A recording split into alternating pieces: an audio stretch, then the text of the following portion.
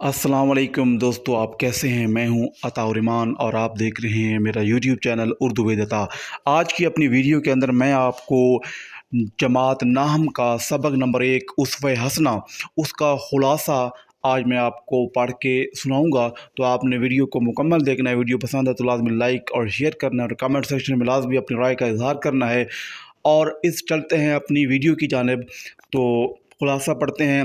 سبق اسوہ حسنہ میں رسول اللہ صلی اللہ علیہ وآلہ وسلم کی زندگی کو ایک مکمل اور بہترین نمونہ قرار دیا گیا ہے۔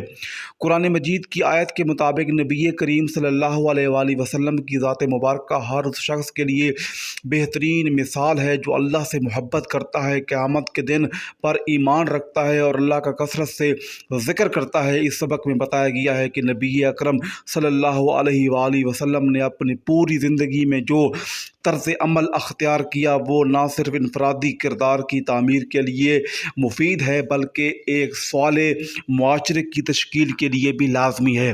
آپ صلی اللہ علیہ وآلہ وسلم نے صبر، عفو و درگزر، عدل و انصاف، تواضع، حلم، حسن سلوک اور عبادات میں اعلیٰ ترین مثالیں قائم کی۔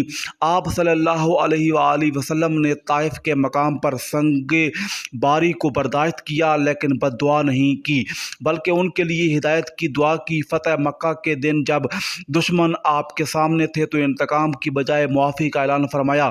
آپ صلی اللہ علیہ وآلہ وسلم نے زندگی کے ہر شعبے میں عدل قائم کیا، یہاں تک کہ اپنے قریبی رشتہ داروں کو بھی رعایت نہیں دی۔ آپ کا معمولی لباس، سادہ طرز زندگی، خود کفالت، عاجزی اور انکساری سب کے لیے سبق آموز ہیں۔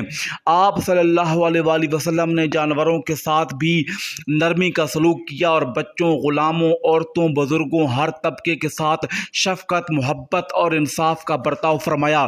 آپ نے تعلیم کو عام کیا، جہالت کا خاتمہ کیا اور انسانیت کو اخلاقی بلندی پر پہنچایا۔ آپ صلی اللہ علیہ وآلہ وسلم کی عبادات میں خشوع و خضوع، راتوں کو جاگ کر دعا کرنا، اللہ کی یاد میں رہنا، یہ سب ہمیں سکھاتا ہے کہ بندہ مومن کی اصل پہچان کیا ہے۔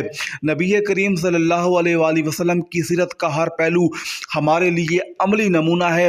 اس سبق کا بنیادی پیغام یہی ہے کہ کامیاب زندگی کے لیے ہمیں رسول اللہ صلی اللہ علیہ وآلہ وسلم کی پیروی کرنی چاہیے، کیونکہ اسی میں دنیا اور آخرت کی فلاح ہے۔